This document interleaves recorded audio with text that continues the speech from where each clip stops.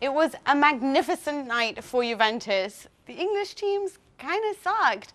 And as for Germany, they topped their groups, each one of them. But perhaps the night belonged to Celtic. What a great victory for them. But before we start going, this is the World Football Show and this is Sports Night Live. Thanks for reminding that. And I'd like to say, happy birthday, Mr. President. Because today, do you know whose birthday it is? I think no, I don't know. Just it's Andrea Agnelli, okay, Juventus so president. So if you want to be left in private, I just go goodbye and goodbye. That would be lovely. I could then bye, give bye, bye. I wanted to do a Marilyn Monroe style happy birthday, Mr. President, to our wonderful president who is 37 years old. Today, like board member of Fiat, owner of Juventus, who had a wonderful victory yesterday. But I do think the night belonged to Celtic. I would like to present my co-host since I haven't had the opportunity to. No, don't worry. I really go. Bye, bye, bye. Another Italian on the night, and there's none other than Tancredi at Palmeri. How are you, Tancredi? Well, fine. I think you are even better. I think that you really believe when you say that it's been the night of Celtic. I can read the Celtic Glasgow name all over your face. You're actually turning like in a kind of English Hulk because you are just white and green, just thinking about Celtic. Listen, come on, Tell that was me magnificent. that yesterday you went to sleep thinking about, oh, the Celtic Park, I want to go there, I want to go there. Say the truth. Say the truth.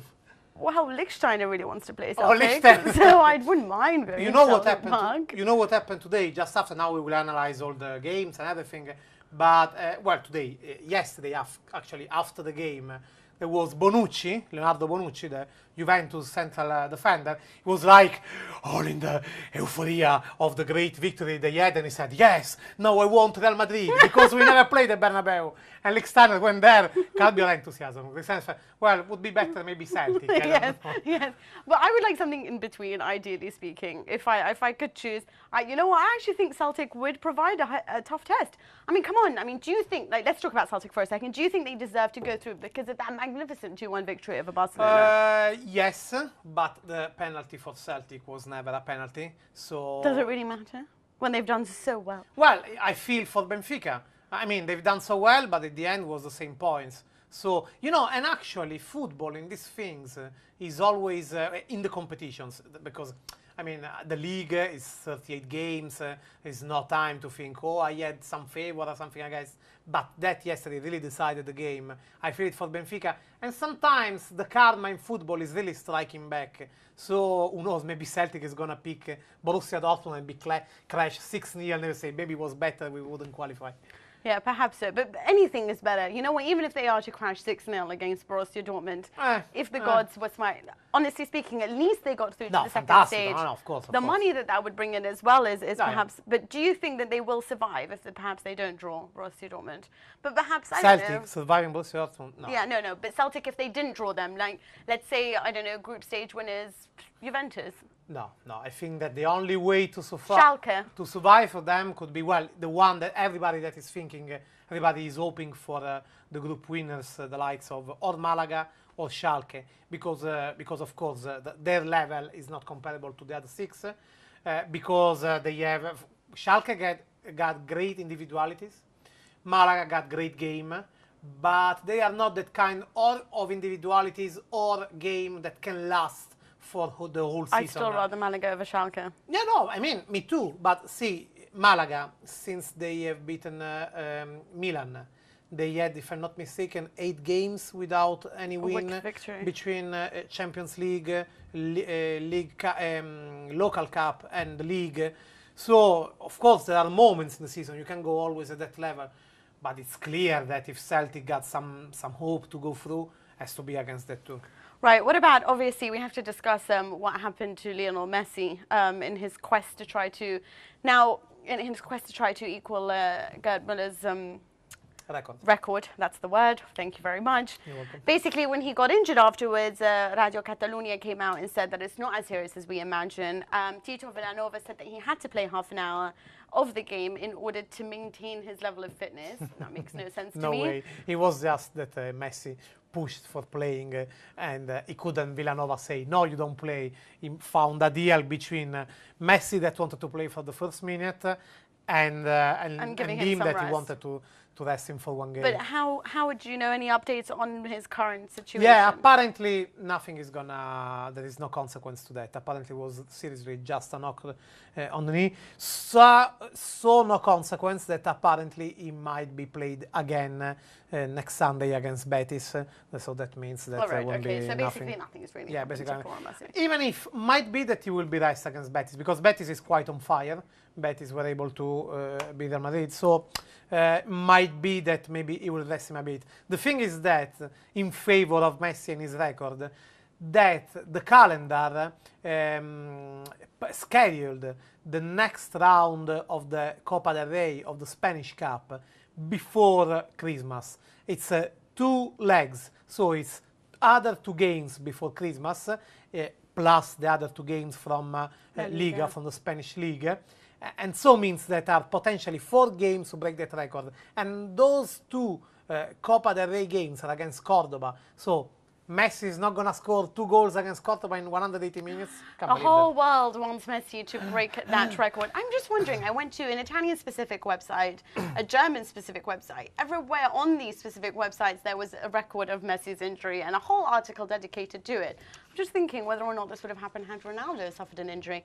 But anyway... No, you are evil. I think would have happened. Well, maybe it's got to do with the record. But let's not take time away from the fact that Chelsea failed to qualify. The first time a Champions League winner has failed to qualify next year through the group stages. Right, let's talk about this for a second. Yeah? They finished with 10 points. Only head-to-head record meant that they didn't actually go through. Do you think that it's hard luck? Or that, you know what, Shakhtar and Juventus... It's the hard luck of the draw. Because, well, of course, if we look at the draw, it should be them to be the first one and the other to struggle. But football is not math, not always at least. And they had the bad luck to pick the group with potentially the pair of 2 teams that played the better in this first round. Because even if the death group was Real Madrid, Borussia Dortmund, Manchester City, but Real Madrid didn't perform really at that level. Borussia Dortmund was fantastic. They picked Juventus and Shakhtar. In my opinion, Juventus clinched the second spot of the best team so far of the Champions League ahead of Shakhtar.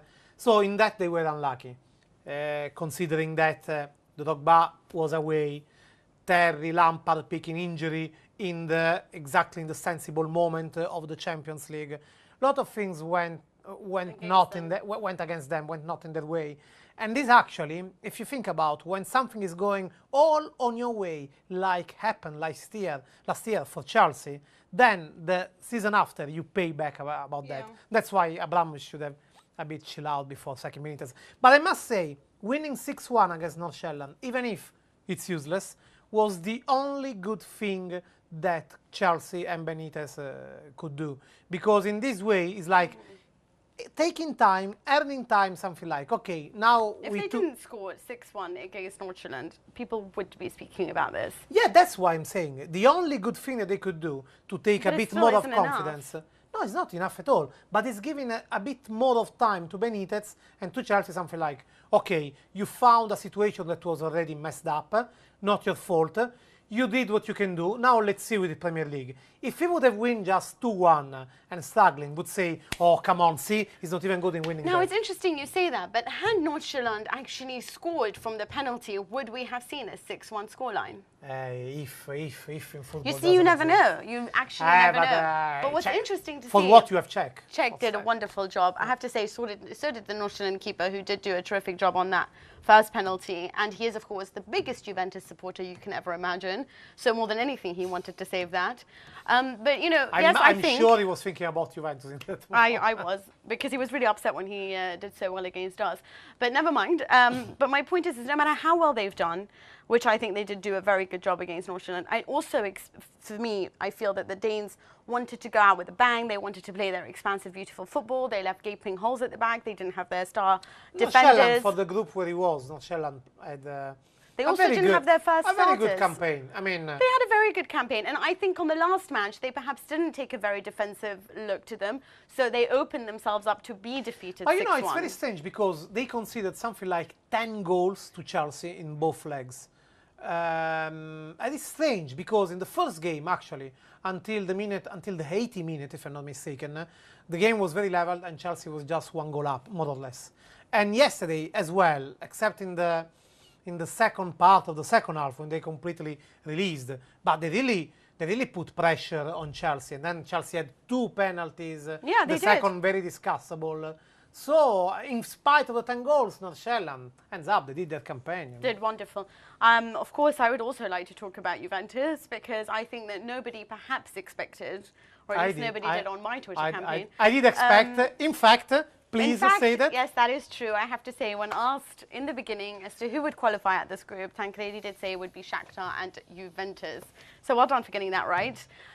Right, they started off, they were called Juventus because they managed to get so many draws, 3 to be precise.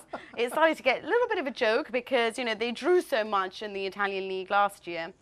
This year they started with a bit of a bang in the domestic league, then suffered all these defeats, started drawing, they looked a little bit complacent, they weren't playing the Juve way. Some were saying, oh, Antonio Conte is not on the sidelines, there's no grit, there's no intensity to Juve's game, they're struggling to play in that. All of the excuses possible. But can you not say that they are the Italian version of Borussia Dortmund in the way that yesterday they were so out there, they were so keen to win, they were a little bit cautious in the beginning, but they came out with a bang, and against Chelsea and Shakhtar, they've proved to be something. If you look at the Champions League of Juventus, the only critics that you can make to them was perhaps a bit of focusing that they missed in the game against Nordsjaelland in Denmark. Not only because if we look at that game, of course they leaded that game. It was 1-1 and they had 5 times more chances than Nordsjaelland, but that was not the point, that was expected. But they played like someone that knew that sooner or later they would score and win that game. And that in Champions League is never paying back. No. Whether if you are a small or a big team, a team that is playing good or a team that is playing bad. If we look at the draw with Chelsea and Shakhtar Donetsk, I think they are absolutely... well, the one with Chelsea, it's an achievement because you don't lose at Stamford Bridge, and that's an achievement.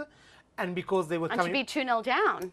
Exactly. And it was the game of the comeback of Juventus in Champions League. So there was pressure for this comeback. Home against Shakhtar Donetsk, you have to think that one surprise there would be in Champions League, and actually they picked the biggest surprise of the Champions League because Shakhtar is much more a surprise than Borussia Dortmund, I want to say. So the 2 draws, they were absolutely acceptable. You can sometimes be wrong in a game. What was not acceptable were the 2 points dropped really stupidly in Denmark that actually would mess up the campaign. But that is the only criticism you can make. As you said, Conte was still out. Now there is the Conte back, the Conte down, not the countdown, the Conte down, because it's and he is back now. 3 days to on he will Sunday be for the game against Palermo. Will be back on the bench against Palermo, and they seal against this situation, these 4 months of Conte suspension. Top of Serie A, 2 points clear of the second.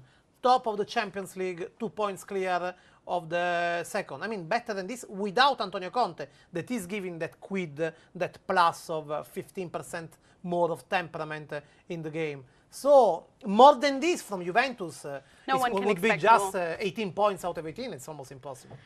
What a terrific run by the Italians. So now, does anyone dare to say Calcio? By Juventus, not the Italians, because Milan... Calcio. Still, they managed to qualify, and it's a terrible Milan in Serie A, but it's still a good Milan in Champions League. But let us talk about Real Madrid, because that is who certain players of Juventus would like to face. God only knows why. But anyway, you said, and I agree with you on this stage, that Real Madrid haven't performed to their potential in the Champions League. And I want to talk about this briefly, but just to say that, do you think that they will start hitting their potential, in the next rounds, or do you think this problems will continue to eat away at them? No, I have to believe that. For a team like Real Madrid, it was not only the Champions League, where actually, they qualified by the second, but even the Liga, where they are 8 points behind Barcelona. For a team like Real Madrid, for a 8 or 11? I think that maybe you're right.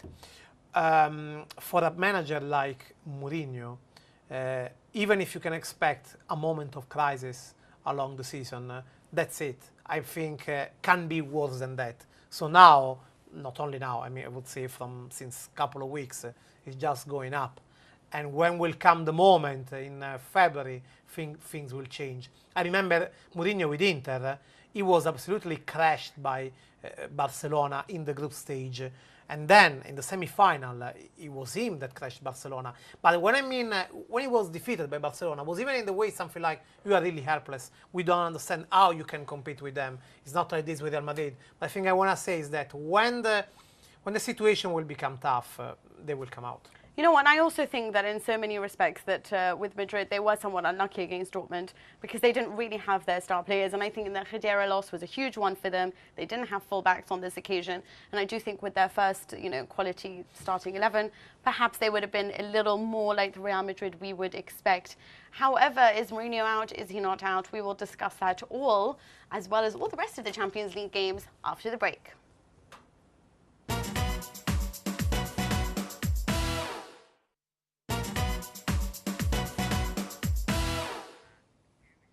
Hello and welcome back to the World Football Show here on Sports Tonight Live. Now we move on to how terrifically I don't even know if that's a word that I can use, how well, rather, the German clubs did do in the Champions League. Of course, they topped the table, each one of them, Bayern Munich, Borussia Dortmund and Schalke, defeating the likes of Arsenal to get to the very top. Okay, that is not that difficult so lately to defeat. You know what, you're right, probably not. And there was some shaky ground as well for Bayern Munich there. They suffered a little bit against Barté, weren't sure that they were going to finish on top of the group, but obviously a very convincing performance from them yesterday. In the end, if you see, they made 13 points out of 18. They draw, the points they dropped were the draw in Valencia, and that was absolutely acceptable. Yeah. They could even lose in Valencia. I think just was the surprise in Borisov. They really arrived there very fluffy, very soft in Belarus, and they were punished about that. But I think it's not something that is very significant. It was just one moment for Bayern. And you know what? I think I would disagree with that. And of course, we've got with us Titus Torg, who is our German football correspondent. Hello, Titus. How are you? Very good, thank you. Guten Tag. I'm someone of the mindset that Bayern seem to sometimes fall at very strange hurdles, in the same way that the German national team has also recently fallen at very strange hurdles.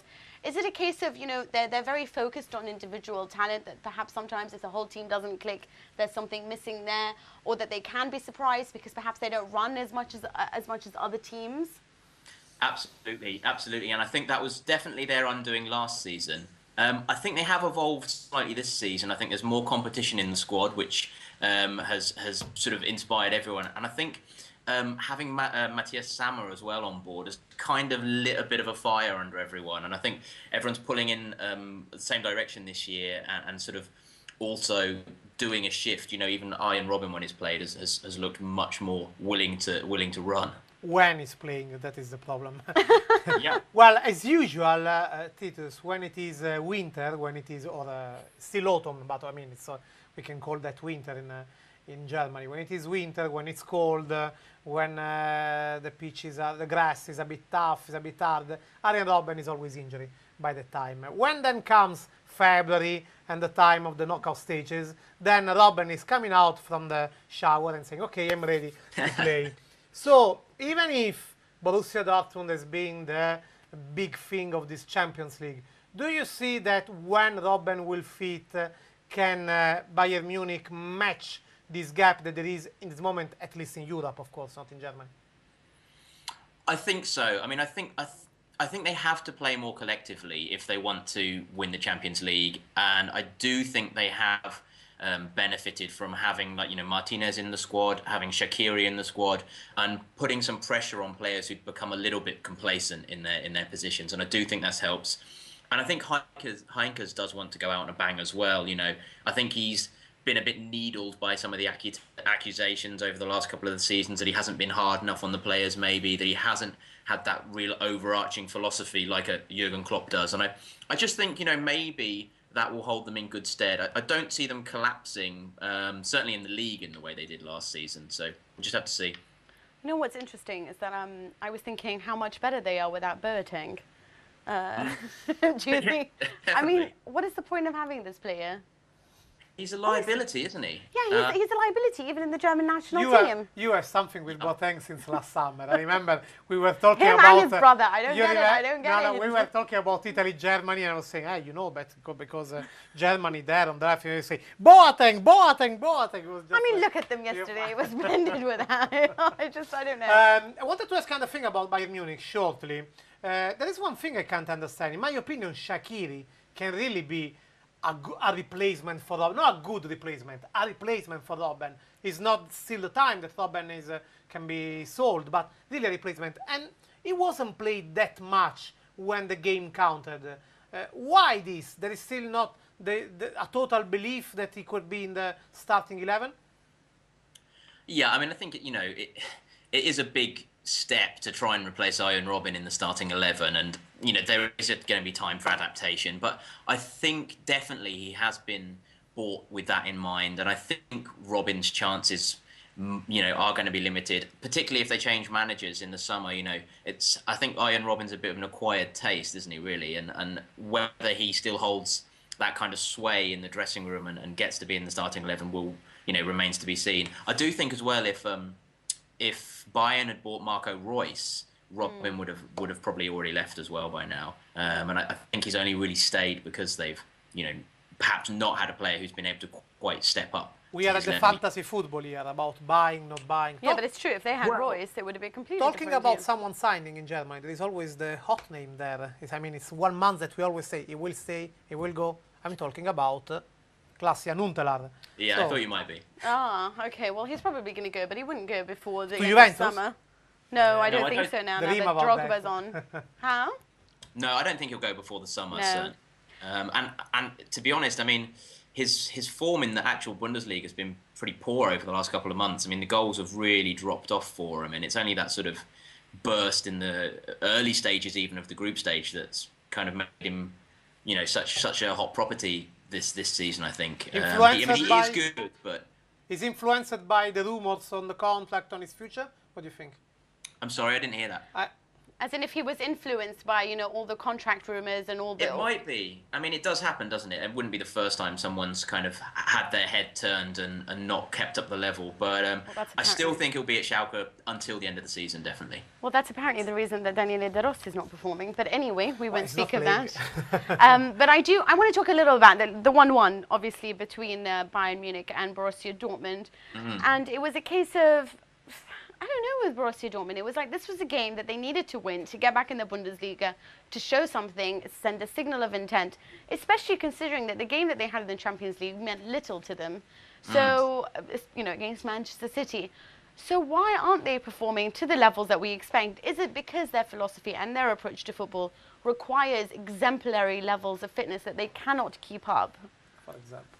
Yeah, I mean, I think that is a factor, definitely. I think what we're seeing, all those really intense managers who demand, such enormous physical effort and kind of self-sacrifice for the team, they can only maintain that with a team for so many seasons. Look at Guardiola, Mourinho's always, even, 2 seasons, 3 seasons at a club max.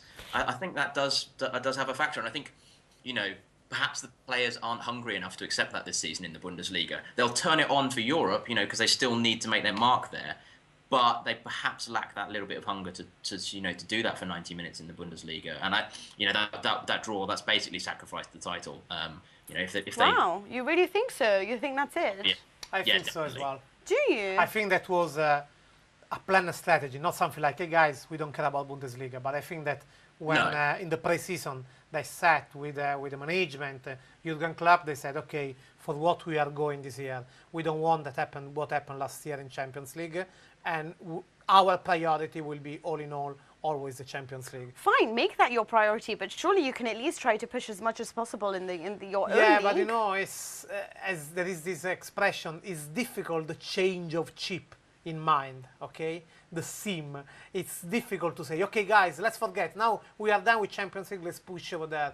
And all in all, the squad is not deep like Bayern Munich, so... No, but exactly. You're right, okay, but it's not that bad. I mean, we saw how well they did against Manchester City without the likes of Piszczek, Blaszczykowski, Lewandowski starting. But they did 1-1 with Bayern Munich. They didn't lose. They did no, 1-1 you're with right, Bayern but Munich. I mean, this is Dortmund who always put Bayern Munich under pressure because of their intensity, because of the collective unity of their game. So I find it very strange that it didn't seem like they were doing that on this occasion. We should consider also that after, in 10 days, is finishing the first part of the season, not only, well, of course, it's finishing for every European league, but especially talking about the big ones for Germany, that then we'll have more than 1 month of break, okay? Yeah. So if the athletical preparation for the other teams is different because back early January, everybody will be back on the pitch. Instead, in Germany, they will have 1 month and more of break. So if they athletically prepared to give the most in the first part in October, November. This means that in this moment the can of the gasoline is almost close to the end. So might be even that even if the focusing is like that, but in this moment this is the most that they can make of their energy. Titus, do you think that they will pose a strong challenge in the Champions League even after now that they've qualified for the second stage? Yes, I think they do. I really want to see them do well in it. I think, you know, along with probably Juve and Shakhtar Donetsk, they've been the most entertaining and exciting teams in the Champions League this season. And yeah, I think they will. I'd love to see them, you know, get at least to the quarterfinals, maybe to the semis. You know, fantastic players, fantastic manager, and I think they deserve to make their mark on the competition, certainly. Oh, we hope they do, just because they're such an interesting little team. But thank you so much for joining us, Titus. No worries. Until next time when we discuss German teams. So let's hope Schalke can do quite well too. You never know. One shot. Where do you think Schalke will arrive? Quarterfinal. Actually, no, I think they're out. You think they're out? Yeah, they're out in the second round. You? I think they will pick Real Madrid because they've been so lucky in the draw 2 years ago. At this time, they will be completely unlucky. Perhaps not, but do tune in. We will find out, of course, on the 20th of December.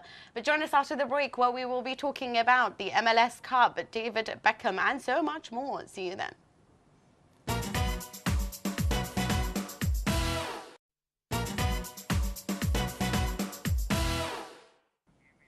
Hello and welcome back to the World of Football show here on Sports Tonight Live.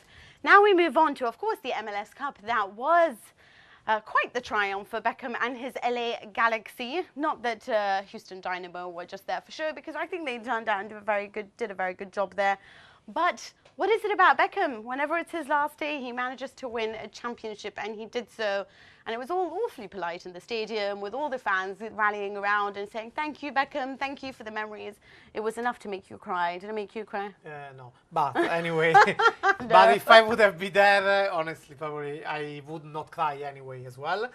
But the thing that I'm afraid now is that now the interest over the MLS, in spite of still they're having some names like Thierry Henry as most, but I'm afraid that now the interest could start to die because Beckham is Beckham. And he's still, in my opinion, still one of the best cross deliverer in this moment, even if he can't move, but still one of the best cross deliverer in the world. Yeah, I think so. Wouldn't he be fantastic if he moved to somewhere like...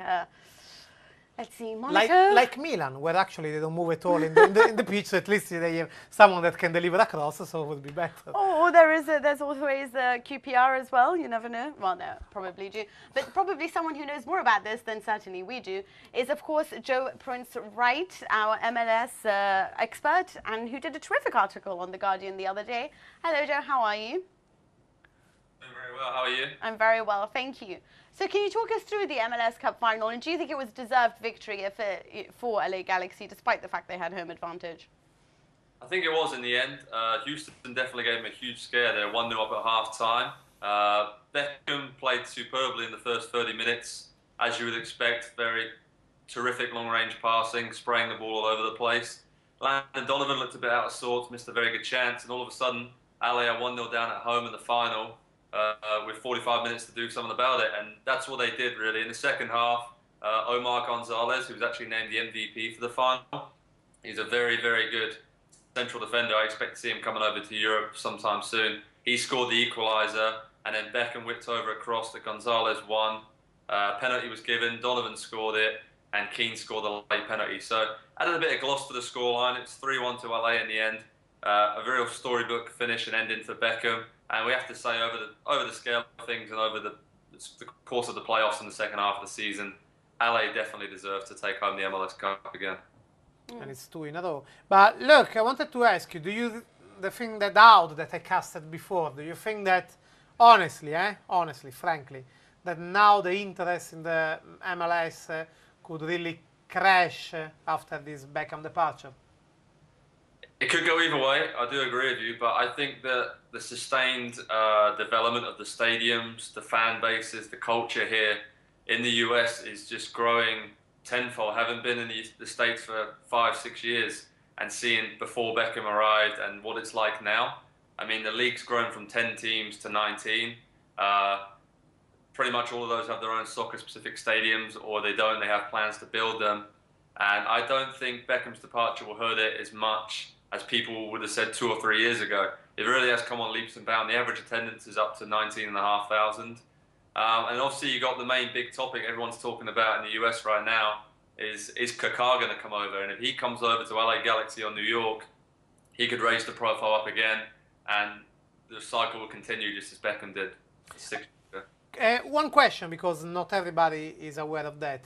Is there the system of the salary cap as there is in the other US sports? Now the money that was reserved for the wages of Beckham could be addressed to such an operation like the Kaká's one? Yes, exactly. How it works, basically, there's a salary cap for each team, but each team gets to have 3 designated players, which for Los Angeles last season was Robbie Keane, David Beckham, and Landon Donovan. And those 3 players, their salary doesn't count towards the salary cap. In theory, LA can pay them whatever they want to pay them, as long they don't count towards the team's salary cap. So, like you said, it could literally be Kaká, here's the chunk of money we had for Beckham, you have this now, come and play for us. And of course, if Kaká goes and joins LA now, he would be a year younger than Beckham did when he first went out there. So it kind of would fit perfectly with the way that business plan's been going for the last 5 or 6 seasons. Sorry, just also a question, just because you were talking about Kaká. Yesterday there was this whole thing where it was apparently confirmed that he was going to the MLS, and then it turned out to be this huge error on a website. What was going on? Well, I think his comments were just taken completely out of context. He was asked post-game after the win against Ajax midweek, are you going to LA, what's the deal, been sorted out? And he kind of brushed it aside, but then his one quote said, I will go if I have an agreement with the club. But it was more an agreement with Real Madrid that he will leave. He didn't really mean to say that he's going to MLS. Obviously, there's a lot of clubs still circling and would love to sign Kaká in Europe and elsewhere in the world. But there seems to be a growing rumour, and this really gained momentum the last week or two, with his brother playing for the New York Red Bulls. Kaká owns a Midtown Manhattan apartment, and he's talked about his love for New York City. So it's not just the Galaxy he could be going to; he could be going to the Red Bulls too. So it's definitely one to watch his space. But like you said, it's getting to silly season over here. Now the season's finished, MLS fans are just talking more and more about who could be coming and joining the league. Joe, why, in your opinion, but being frank about that, why, in your opinion, Kaká should find a reason of interest to go to Los Angeles Galaxy? I explain. His wife loves it over there. But wait a moment. When it was about Beckham, there was all the Beckham fever that is always going on. Okay. Hollywood, Victoria Beckham, all the star system. I mean, someone that is going to have a super at Tom Cruise's house. It's a different kind of a character and style. Why you think Kaká would find a reason of interest to go to Los Angeles Galaxy? I believe it's his wife. I think, to be honest, there's very similar motives in trying to get the game to go up to the next level. Kaká, if you like, has been more successful on the international stage than Beckham, with Brazil and with the other clubs, AC Milan. But you have to remember, he is a huge Christian figure as well, back in Brazil and also in the US. And it's been said that, some of the religious beliefs of Kaká would make him a hugely popular person in the US because the likes of Tim Tebow plays the NFL. They've got huge followings because of their religious beliefs, but also because they're top-class athletes. I'm not saying the Galaxy or someone is completely tapping into that, but for Kaká as a businessman, he's already been over to the States many times. He loves the country, and look at how many games he's playing for Real Madrid. It would be a chance to play as many times as possible. But the one big factor for me would be, will he take this gamble? With Scolari taking charge of Brazil 2 years before the World Cup in Brazil, can Kaká afford to take a bit of a gamble, come to MLS, and then get left out of the national team picture. It's got a lot of sides to it. I wanted to ask you, Tancredi, over this question because like, I understand why MLS would want Kalaka, and I know why Real Madrid want to get rid of him, obviously because of his high salary. Do you think there's any chance whatsoever that he might return to Milan? The thing is that that would request a huge cut of wages from himself. It's not that he's someone that is so greedy to say, no, I want all my money until the last cent.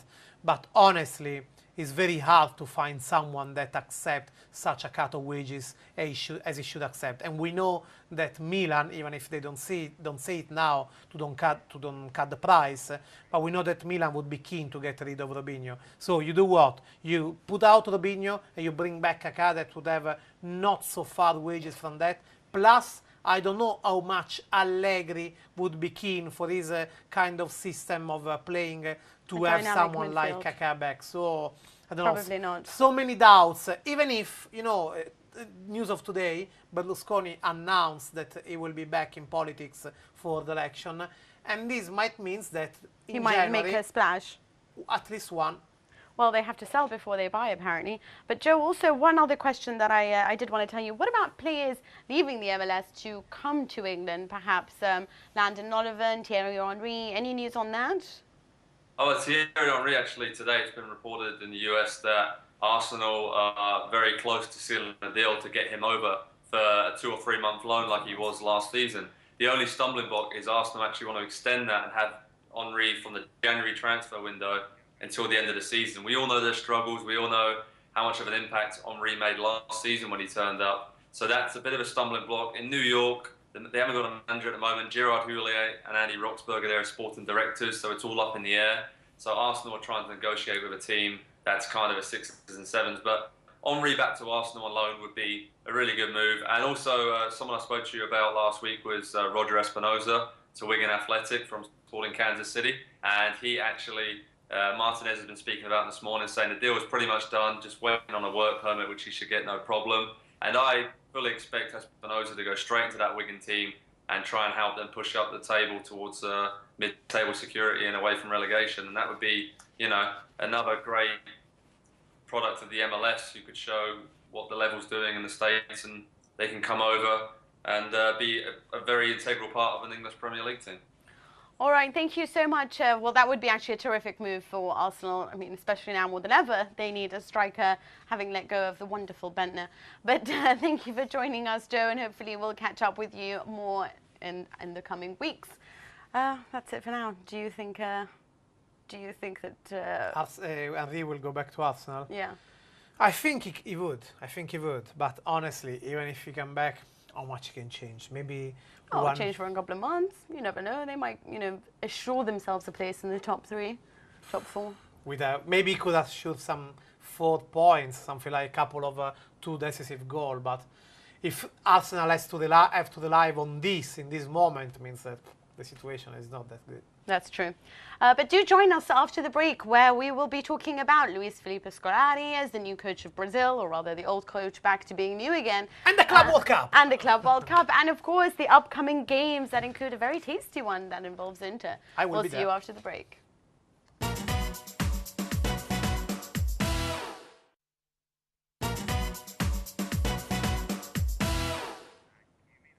This is Sports Night Live, and you're back on the World Football Show. I'm still Mina Rzouki, and I'm still joined by Tancredi Palmeri.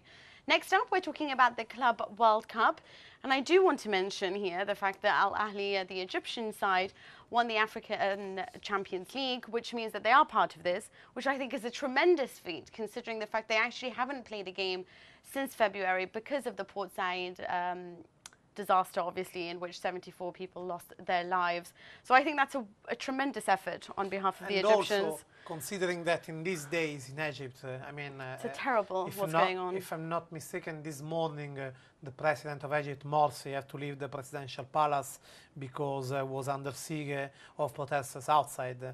So, I mean, it's economic difficulty, it's political instability, and I think more than anything, of course, when they did win it, there was about 50 or so children died in a bus crash. So it's not great times for Egypt. Exactly this. I remember there is a famous episode in Italian football history, Italian civil history, if you want to call that.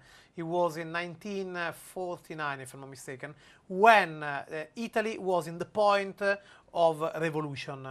And because the secretary of the Communist Party was shot, and he had kind of very huge influence. Gino Bartali, former cyclist, won the Tour de France. Because of that victory, everybody stopped to protest and they celebrate about that, and that like chilled the situation. Would be great if Al Ahly could have this power of sport. And you know, we saw 2 years ago. Al Ahly has had a wonderful political I mean, their ultras are largely in charge of what happened when it came to the uprising. No, forget about ultras. I'm talking about the game. They instigated the revolution. No, but I'm talking just about the team. I'm saying that 2 years ago, Inter, that everybody was expecting to play against International, the final of Club World Cup. Then they played against so far the only team not South American, European, to make the final. That was the African Mazembe. Would be great to see again another non-South American or European team making the final. Yeah. And if it would be Al Ahly, it would be great. And actually, they play against Hiroshima Sanfrecce, that won today the preliminary game against Auckland. So it's a quarterfinals is quite accessible. Of course, the big difficulties in semi-final against Corinthians. But Corinthians, you know, they are at the end of their season because the Brasileirão just finished right now. So they might be, even if it's 3 months, they are just thinking about Club World Cup, so it would be difficult. But who knows, you know. You know, with everything considering that, perhaps Chelsea don't have as many problems as the rest of the teams are going through in Club World Cup. And Benitez is master of winning something that he didn't deserve to be there. So well, that is true. But speaking of Chelsea and former coaches, apparently by 2025 you will always be within a few meters of an ex-Chelsea coach. Luis Felipe Scolari has taken over Brazil, the man who brought on Quaresma and never got to play him when he was at Chelsea. But he is back in the Brazilian national team. He is the coach. Perhaps not the right time to have done that, considering, you know, Menezes was trying to build something. But they bought Scolari. They always wanted Scolari. They were just waiting for him. I'm going to disagree strongly with you on this. I think that this is the right time. This is the right time. I think that it's not that this is the right time. It's never too late to sack Menezes from Brazil. That was the point. I think they should have done that already 1 year ago. They should have done that again. Fine, do it 1 year ago, but not now. Not when you needed to. They should have done that again just after the Olympic Games, because that was an Olympic Games just to ship a golden medal to ship back in Brazil, just about that. And Menezes was really like very poor in preparing that. I think Raphael was very poor. I mean, well, when he's not very poor. Well, and so it's like as more you wait. Thiago Silva was great. Yeah. As more you wait for that, the worse it is.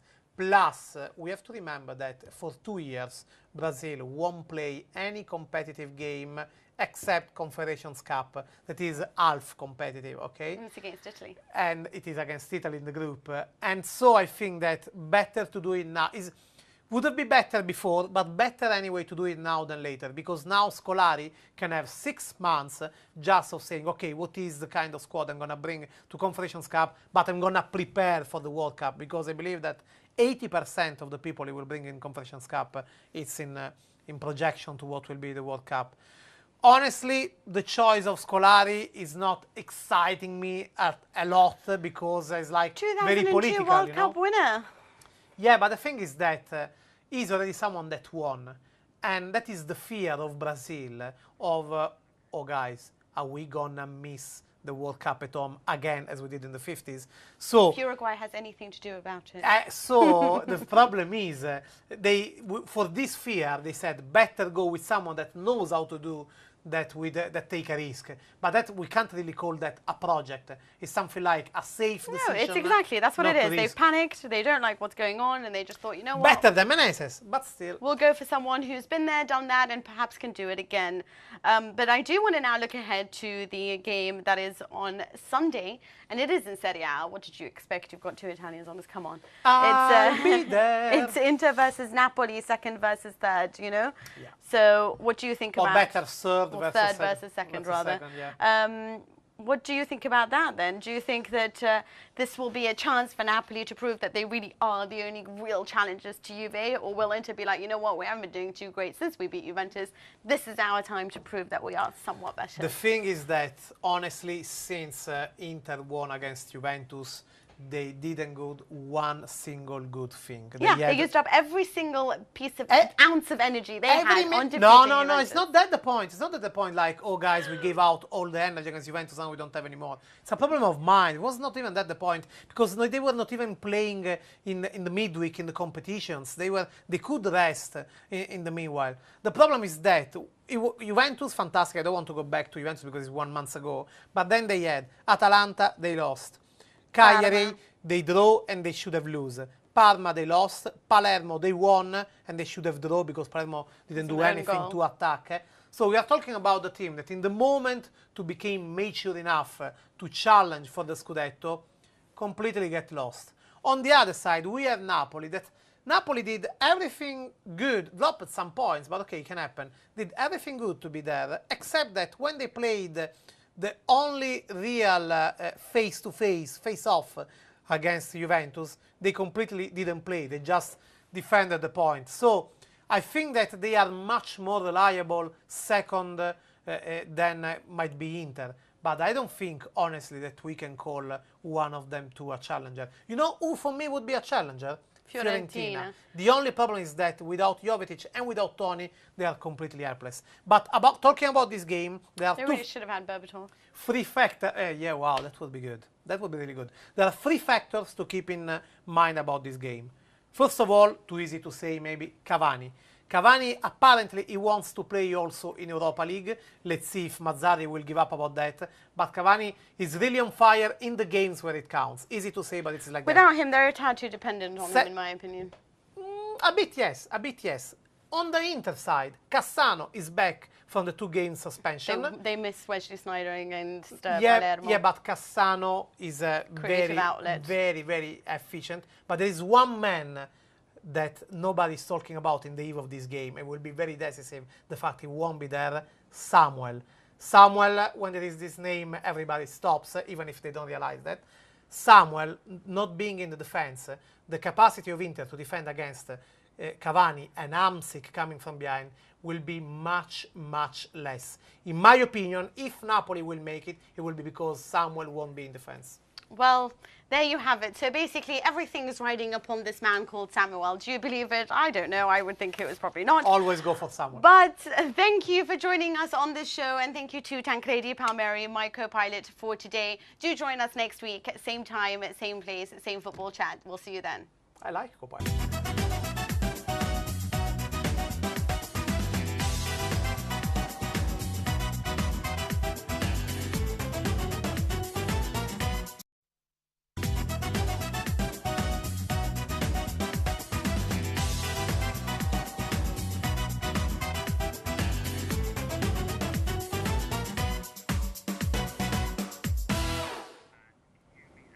It was a magnificent night for Juventus. The English teams kind of sucked. And as for Germany, they topped their groups, each one of them. But perhaps the night belonged to Celtic. What a great victory for them. But before we start going, this is the World Football Show and this is Sports Night Live. Thanks for reminding that. And I'd like to say, happy birthday, Mr. President. Because today, do you know whose birthday it is? I think no, I don't know. Just It's Andrea Agnelli, okay, Juventus so president. So if you want to be left in private, I just go goodbye and goodbye. That would be lovely. I could then give bye. I wanted to do a Marilyn Monroe style happy birthday, Mr. President, to our wonderful president who is 37 years old. Night dress? Today, Like board member of Fiat, owner of Juventus, who had a wonderful victory yesterday. But I do think the night belonged to Celtic. I would like to present my co-host since I haven't had the opportunity No, don't worry. I really go. Bye. Another Italian on the night, and there's none other than Tancredi Palmeri. How are you, Tancredi? Fine. I think you are even better. I think that you really believe when you say that it's been the night of Celtic. I can read the Celtic Glasgow name all over your face. You're actually turning like in a kind of English Hulk because you are just white and green. Just think thinking about Celtic. Listen, come on, Tell that was me magnificent. that yesterday you went to sleep thinking about, oh, the Celtic Park, I want to go there, I want to go there. Say the truth. Say the truth. Well, Lichtsteiner really wants to play Oh, Celtic, Lichtsteiner. so I wouldn't mind going You know to what Celtic happened? Park. You know what happened today? Just after now, we will analyze all the games and everything.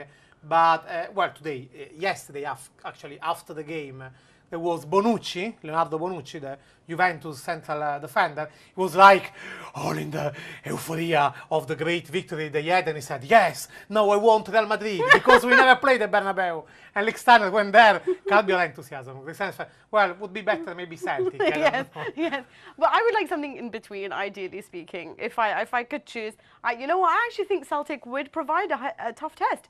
I mean, come on. I mean, do you think? Let's talk about Celtic for a second. Do you think they deserve to go through because of that magnificent 2-1 victory over Barcelona? Yes, but the penalty for Celtic was never a penalty. So does it really matter when they've done so well? Well, I feel for Benfica. I mean, they've done so well, but at the end was the same points. So, and actually football in these things is always in the competitions because, I mean, the league is 38 games. There's no time to think, oh, I had some favor or something like that. But that yesterday really decided the game.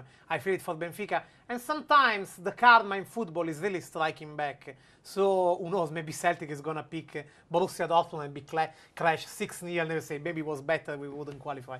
Yeah, perhaps so. But anything is better. You know what? Even if they are to crash 6-0 against Borussia Dortmund, if the gods were smart, honestly speaking, at least they got through to the second stage. No, of course. The money that would bring in as well is perhaps. But do you think that they will survive if perhaps they don't draw Borussia Dortmund? But perhaps I don't know. Celtic surviving Borussia Dortmund? No. Yeah, no. But Celtic, if they didn't draw them, like let's say situation. Yeah, apparently nothing is gonna. There is no consequence to that. Apparently, it was seriously just a knock on the knee. So no consequence that apparently he might be played again next Sunday against Betis. So that means that there won't be so nothing. Basically nothing is really basically. for Even if might be that he will be rest against Betis because Betis is quite on fire.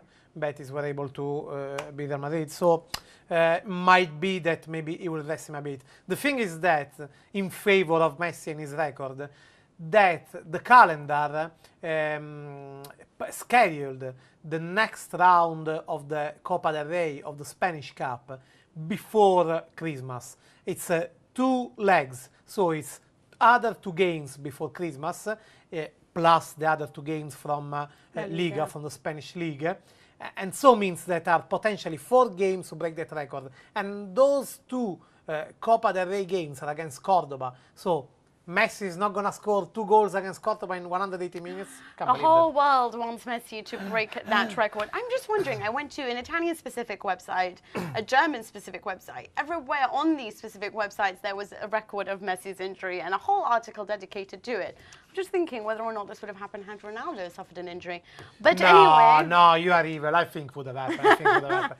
Well, maybe it's got to do with the record. But let's not take time away from the fact that Chelsea failed to qualify. The first time a Champions League winner has failed to qualify next year through the group stages. Right, let's talk about this for a second. Yeah? They finished with 10 points. Only head-to-head record meant that they didn't actually go through. Do you think that it's hard luck? Or that, you know what, Shakhtar and Juventus... It's the hard luck of the draw. Because, well, of course, if we look at the draw, it should be them to be the first one and the other to struggle. But football is not math, not always at least. And they had the bad luck to pick the group with potentially the pair of 2 teams that played the better in this first round. Because even if the death group was Real Madrid, Borussia Dortmund, Manchester City, but Real Madrid didn't perform really at that level. Borussia Dortmund was fantastic. They picked Juventus and Shakhtar. In my opinion, Juventus clinched the second spot of the best team so far of the Champions League ahead of Shakhtar. So in that they were unlucky, considering that Drogba was away, Terry, Lampard picking injury exactly in the sensible moment of the Champions League. A lot of things went not in their way.